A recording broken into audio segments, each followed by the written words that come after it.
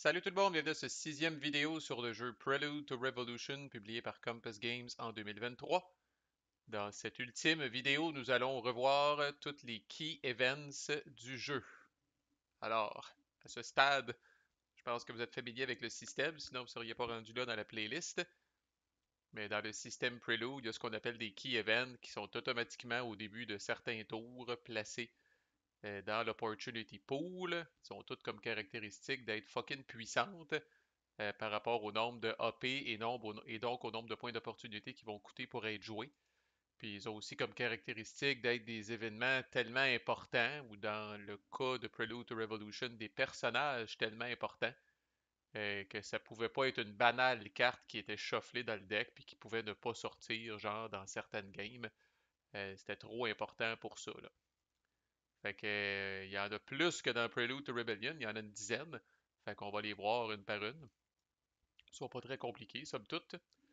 Et puis là, on avait un petit peu plus de budget. Fait que dans Prelude to Revolution, les key events ont des images. Tu sais, quand même. Il y a des cartes en sacrament dans le jeu, là, tu sais, il y a comme 150 que si c'est pas plus de cartes, là. Fait qu'on pouvait pas mettre des images là, sur toutes les cartes, là, surtout que donc, pour ceux qui connaissent la relation qu'on a eue avec le graphiste qui a travaillé sur ce jeu-là, là, j'en parle, ceux qui veulent avoir un petit avant-goût, là, dans ma playlist sur le design d'un jeu, là. Mais bref, on s'est contenté d'images sur les key events, disons-le comme ça. N'empêche que ça les embellit quand même un petit peu. Puis il y a une belle petite touche de colorisation qui est faite, dépendamment de si c'est un événement du gouvernement ou des révolutionnaires. OK, allons-y. Early Turmoil, dès le début de la game.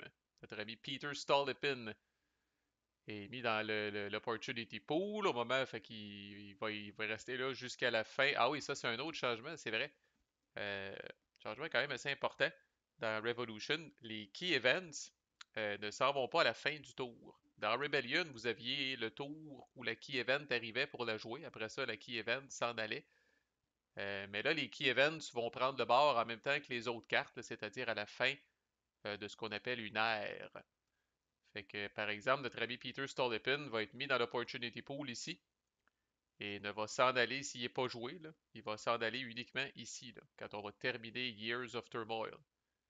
Même affaire avec Rasputin qui entre en jeu le Early Great War, c'est ici. Il va s'en aller uniquement ici. Puis à la limite, les cartes qui arrivent en jeu en février 1917 vont rester en jeu jusqu'à la fin de la game.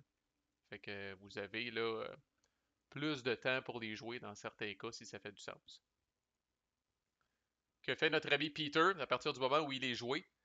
À la fin de chacune de ses action rounds, le gouvernement lance un dé. Sur un 1 à 2, il ne se passe rien. Sur un 3 à 4, il score un VP. Sur un 5 à 6, le prestige du tsar monte de 1.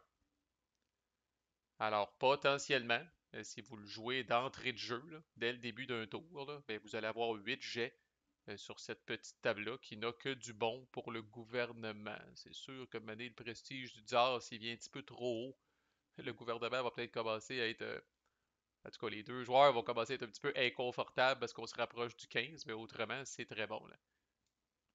Il semble un no-brainer à jouer, mais on a pensé à vous. Il y a deux cartes dans le deck Years of Turmoil qu'on appelle le terrorisme politique. On va les mettre ici, que vous puissiez mieux les voir. Fait que des cartes très cheap, que des cartes neutres. Donc, supposons que le révolutionnaire l'a en main, vous voyez les deux choix, enlever un cube du Douma ou discarter Peter Stolypin. Thématiquement, il se fait assassiner.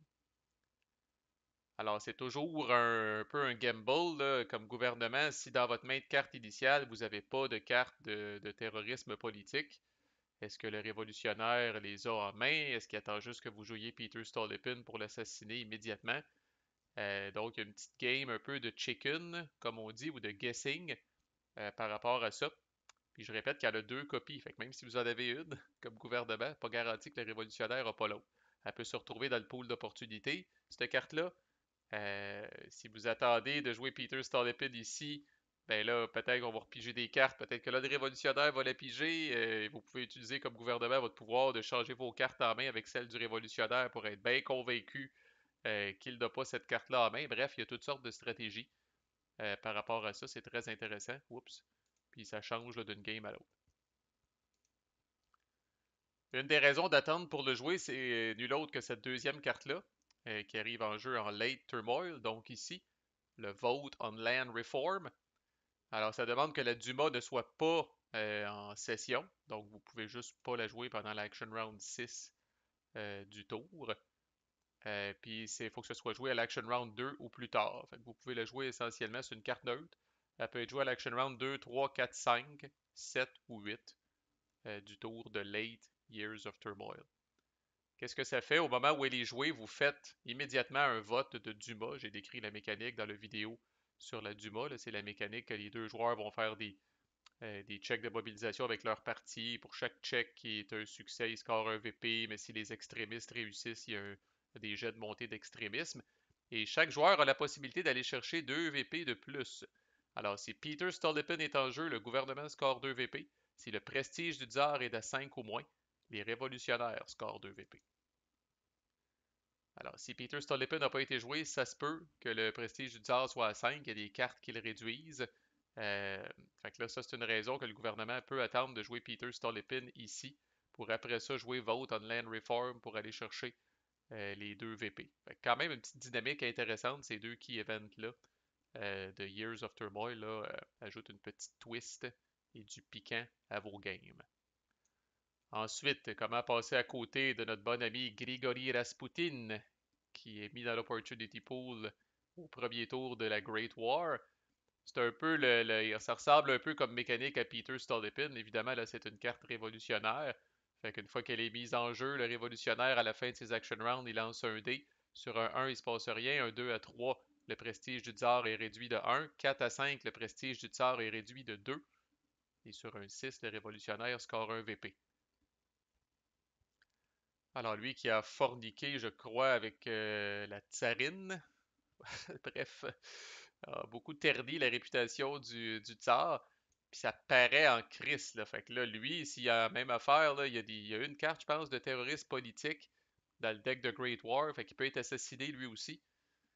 Mais s'il ne l'est pas, puis qu'il est joué là, dès le début d'un tour, là, 8 jets sur cette table-là, là, aïe aïe pour le prestige du tsar, là. Aïe aïe. Fait que ça peut causer une abdication précoce là, si un des deux joueurs veut que ça arrive, le révolutionnaire entre autres, là, ça peut causer ça. Là. La guerre, la façon qu'on l'a modélisée, c'est qu'on voulait laisser aux joueurs la possibilité ou non d'envoyer la Russie en guerre. Rien de moins, vous n'avez du power en hostie dans ce jeu-là. Là. Fait que la carte arrive en jeu dès le début de l'ère de Great War. Lorsqu'elle est jouée, elle reste en jeu jusqu'à la fin de l'ère de la Great War. Bon, les effets. Il y a d'abord un effet instantané d'augmenter le prestige du tsar de 4, mais jusqu'à un maximum de 10. Le prestige du tsar ne pourra pas être plus haut que 10 des suites de cet événement-là. Le gouvernement score 2 VP. Le gouvernement ajoute 2 cubes dans son parti monarchiste. Alors, ça semble que du bon. Les cubes dans le parti monarchiste, des fois, ça peut l'exposer à des montées d'extrémisme, mais bref. Puis, à la fin de chacune de ces action rounds, le gouvernement lance un dé sur un 4 ou plus, le prestige du tsar augmente de 1. Et sur un 0 ou moins, comment diable est-ce possible avec un D6, le prestige du tsar est réduit de 1. Alors, on voulait justement rendre la guerre attrayante. La guerre peut être une façon de contrer Rasputin. Si le prestige du tsar commence dangereusement à descendre, bien évidemment, le plus 4 qui est donné par la guerre, ça va lui donner une petite montée. Les 2 VP sont attrayants. Comme je disais, les 2 cubes monarchistes sont attrayants. Puis là, ça reste en jeu jusqu'à la fin de l'ère. Alors, n'ajustez pas votre appareil. Le gouvernement qui joue ça ici, là, le prestige du tsar a une chance sur deux d'augmenter pendant, dans le fond, 16 action rounds. Donc, va monter en moyenne de 8. OK? Sur tout ce truc-là. Alors, ça peut mettre les joueurs en danger d'une défaite. Bon, maintenant, là, vu que 0 au moins ici, là, la guerre ouvre la porte à un paquet, un peu comme dans la vraie vie, là, à un paquet d'événements problématiques pour le gouvernement. Là. Et le plus problématique de ces événements-là, là, c'est il y a deux copies de désastres militaires, comme ce qui est arrivé à Tannenberg. qui demande, vous voyez comme le prérequis, là, la guerre doit être en jeu, ça reste en jeu jusqu'à la fin de l'ère. Le gouvernement enlève en fait, le révolutionnaire enlève une military discipline, donc une organisation du gouvernement dans un district militaire, plus un au Revolutionary Unrest, moins 2 au prestige du tsar, le révolutionnaire score 2 VP, et à partir de maintenant, le gouvernement soustrait un de tous ses jets de la carte de guerre. Et ça, je répète, il y en a 2 copies.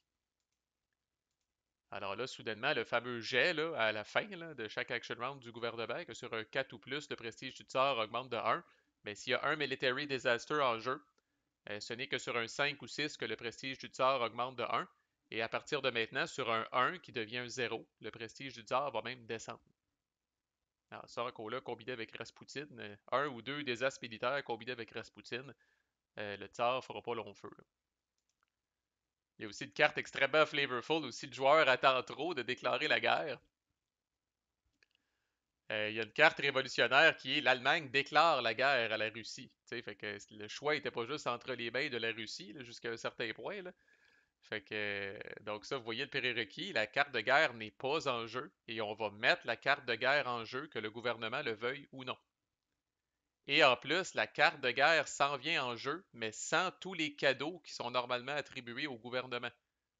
Alors, le gouvernement ne recevra pas le bombe de prestige, les VP ou les cubes dans le parti monarchiste, mais la guerre est considérée en jeu, puis à partir de maintenant, le gouvernement lance le dé pour savoir qu'est-ce qui arrive avec le prestige du tsar. Puis encore là, ça enable un paquet d'événements problématiques là, pour le gouvernement. Très intéressante petite dynamique. Est-ce qu'on va en guerre? Si oui, quand? Qu'est-ce que j'ai en main? Est-ce que, tu sais, oh, j'ai les désastres militaires, je vais essayer de les garder en main, je vais essayer de m'en débarrasser euh, avant que la guerre se déclare. En tout cas, il y a toutes sortes de dynamiques intéressantes en lien avec ça. Là. Puis évidemment, en late Great War, donc ici, cette carte-là arrive en jeu. Là, Nicolas II prend les commandes de l'armée. Fait que la guerre doit être en jeu et soit que le prestige du tsar est à 5 ou moins, alors il y a de grande motivation à redorer son image, ou qu'il y a au moins un désastre militaire qui est en jeu. Alors à ce moment-là, le gouvernement ajoute un total de 3 cubes dans des districts militaires, mais le révolutionnaire score 2 VP et le gouvernement perd 3 points d'opportunité. Donc ça en est une. Ça, for sure, si la guerre est jouée, il y a des bonnes chances que le révolutionnaire puisse jouer ça, là, en autant qu'il y ait un désastre militaire ou que le prestige du tsar soit à 5 ou moins, qui peut être un résultat de Rasputin. Donc il y a une belle interaction, là, une belle dynamique entre ces trois cartes-là, puis un paquet d'autres cartes dans le deck là, en lien avec la guerre. Évidemment, c'est l'ère de la Grande Guerre, fait qu'on ne pouvait pas passer à côté, puis on ne pouvait pas faire autrement. Arrive février 1917 où nous avons notre ami Alexander Kerensky, qui est possiblement une des cartes les plus fortes, en tout cas une des key events les plus fortes. Là. À partir de 1917, j'en ai parlé, là, mais toutes les key events dans le coin en haut à gauche, là, all. Alors quand la carte est jouée, je répète, là, le joueur brasse les 4 scoring dice. Alors Kerensky reste en jeu jusqu'à la fin de la game, ne serait-ce que parce qu'il y a des événements qui vont nécessiter qu'il soit en jeu. Le gouvernement score 2 VP. Il réduit le prestige du tsar de 1 ou de 2. Il ajoute 2 VP de troupes loyales aux Military Preparations, puis il reçoit plus 1 sur le World Affairs. C'est quand même pas banal. Euh, sa contrepartie, son némésis, Vladimir Lénine, euh, qui arrive en jeu au début de février 1917, mais qui ne peut être joué qu'à partir de l'Action Round 5 de février 1917 ou plus tard. Alors lui aussi reste en jeu jusqu'à la fin de la game parce qu'il y a des événements qui vont faire référence à lui. Et à la fin de chacune de ces action rounds, le révolutionnaire peut, mais n'est pas obligé, il peut réduire le prestige du tsar de 1 ou augmenter le Revolutionary Unrest de 1. On va le dire de même, le fait que Lénine soit en jeu va faire en sorte que quand vous allez vouloir que ça pète, quand vous allez être prêt que ça pète comme révolutionnaire, vous allez pouvoir faire péter cette traque-là.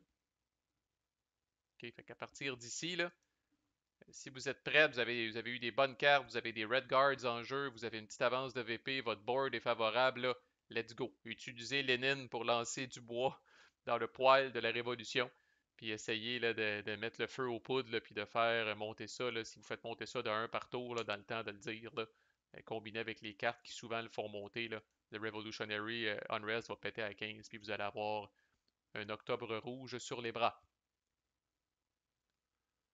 Ensuite, en février 1917, mais j'attire votre attention ici, cette carte-là est carrément retirée de l'Opportunity Pool si jamais le tsar abdique, puisqu'elle a un triangle avec une étoile. C'est le tsar, là, on est dans le alternate history, là, et les what if, comme on dit, là. C'est le tsar qui donne qui crée une constitution ou qui donne un peu le pouvoir euh, au Parlement, là, si on veut, là. Fait que ça nécessite que son prestige soit très bas, à 4 ou moins. Ça reste en jeu jusqu'à la fin de la game ou jusqu'à ce que le tsar abdique. C'est bon pour le gouvernement. Il ajoute 2 VP de troupes loyales dans le Military Preparations, plus un Revolutionary Unrest. Et si le gouvernement a plus de cubes dans le Douma que son adversaire, il score un VP en prime. Et c'est pas souvent qu'on la voit. Le tsar abdique des fois avant qu'elle soit jouée, mais c'est toujours, comme je dis, un what if intéressant pour le gouvernement là, si c'est possible. Ensuite, en juillet 1917, on a si on veut, les 2 ou 3 dernières cartes qui arrivent en jeu. D'abord, prendre celle-là. Les 2 cartes se ressemblent, là. Vous voyez qu'il y en a 2 empilées une par-dessus l'autre, vous allez comprendre, là. Fait il y a d'abord celle-là qui a un triangle et une étoile. Si vous êtes rendu en juillet 1917 et que le tsar n'a pas encore abdiqué, ce qui est assez rare, vous allez avoir cette carte-là, là, que le Douma élit un conseil de ministres. Alors, ça demande que le tsar Grant's Constitution qu'on vient de voir soit en jeu. Ça reste en jeu si le gouvernement ajoute au moins un cube dans le Parti libéral à travers l'événement. Essentiellement, le joueur qui est favorisé sur la traque des districts ajoute un nombre de cubes dans le Douma égal à son avantage. Fait que dans un scénario comme ça, où c'est le révolutionnaire qui est avantagé sur la carte des districts puis que le marqueur est sur la case 3, bien, le révolutionnaire ajoute 3 cubes dans le Douma, où il veut, dans les partis qu'il veut. Typiquement les siens, fort probablement les socialistes. Et dans ce cas-là, la carte serait défaussée puisque le gouvernement n'a pas ajouté au moins un cube dans le Parti libéral. Par contre, si le marqueur était, par exemple, ici, ben là, c'est le gouvernement qui ajouterait 2 cubes au total dans la Douma. S'il ajoute au moins un cube dans le Parti libéral, cette carte-là demeure en jeu. Évidemment, elle décrisse si le tsar abdique, mais si le tsar abdique, rappelez-vous qu'on amène les cartes du gouvernement provisoire et il y a une carte à peu près pareille euh, qui porte le libellé, le gouvernement provisoire, là, Elect the Constitutional Assembly. Alors, ça demande qu'Alexander Kerensky soit en jeu et que la mobilisation du Parti libéral soit plus grande que la révolution totale euh, du révolutionnaire dans le Douma, là. Ça reste en jeu, même principe, si le gouvernement ajoute au moins un cube dans le Parti libéral à travers l'événement. Puis le texte est le même. Le joueur qui est favorisé sur la traque des districts va ajouter un nombre de cubes dans le Douma égal à son avantage sur cette traque-là. Au niveau de l'effet, c'est la même affaire. Il y a le prérequis qu'Alexander Kerensky soit en jeu. C'est quasiment sûr qu'il va être en jeu. Il est trop bon pour pas être en jeu. Puis personne ne peut être assassiné en 1917. C'est Kerensky et Lenin étaient comme trop importants pour qu'on laisse des petites cartes de terrorisme politique dans le deck puis qu'ils se fassent assassiner, là. Donc, c'est à peu près sûr. Est-ce que la mobilisation du Parti libéral va être plus grande que la mobilisation révolutionnaire totale dans le Douma? Ça, c'est une autre histoire. Ça peut être plus tough. Et une des raisons pourquoi ça peut être plus tough, dépendamment du timing, c'est cette ultime carte-là ici, le Petrograd soviète, qui demande que Lénine soit en jeu, qui reste en jeu jusqu'à la fin de la game. C'est un assez big deal. Euh, Là, on rappelle, là, si cette carte-là, c'est le gouvernement provisoire. Donc, si elle est dans l'Opportunity Pool, c'est nécessairement que le tsar a abdiqué. Et là, on enlève, dans le fond, le parti radical revient en jeu. Alors, quand le tsar abdique, rappelez-vous, les extrémistes, normalement, sont out of play, vidés de leur cube, peuvent plus avoir d'organisation, peuvent plus avoir rien. Mais là, le parti radical revient en jeu. Et seulement le parti radical, pas les monarchistes. Donc là, le révolutionnaire seulement se retrouve comme dans le bon vieux temps, avec 2 partis dans le Douma, peut monter 2 tracks, mais surtout peut recréer une organisation pour ses radicaux qui va valoir 2 boîtes sur les organisations, ce qui va être impossible ever à faire pour le gouvernement. Donc, Puis le fait de recréer cette organisation-là va repermettre, ce qui était impossible une fois que le tsar abdique, va repermettre aux révolutionnaires de créer des organisations dans les districts de workers et les districts militaires.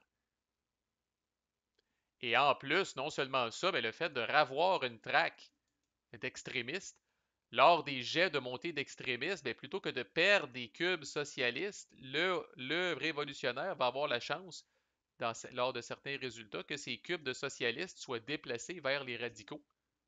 Ce qui encore là ne sera plus jamais une option pour le gouvernement qui va toujours perdre ses cubes.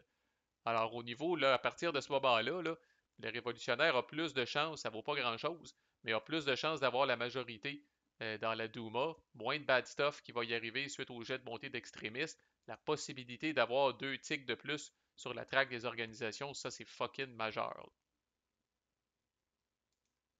Et en prime, si c'était rien que ça, c'est pas juste que ça ramène les radicaux en jeu, là, mais en plus, le révolutionnaire a le choix entre scorer 2 VP ou ajouter Dre là, comme on dit, 2 cubes dans le parti radical. Question de se donner un petit kickstart. Fait que voilà, je vais vous laisser découvrir comment tout ça interagit ensemble avec les autres cartes du deck, puis en way donc, là. Mais ça capture, disons, les principaux événements qui sont arrivés pendant la Révolution. Puis ça fait le tour de notre couverture, là, des principales différences, des nouveautés, etc. Qu'il y a dans Prelude to Revolution. Fait que je finis d'enregistrer ça le 27 mars. On s'est fait dire là, que mi-avril à peu près, donc dans 2 semaines, le jeu commence à être shippé à tous ceux qui l'ont kickstarté puis tous ceux qui l'ont précommandé. Puis pas longtemps après ça, je pense qu'il va se retrouver dans les boutiques. Fait que si c'est quelque chose qui vous intéresse, là, gardez un œil sur votre game store préféré qui tient des jeux complexes parce qu'il va sûrement se pointer le bout du nez là-bas. Si vous avez aimé le traitement qui a été fait de ce jeu-là, il y a en masse d'autres playlists pour vous sur la chaîne. Merci, à plus.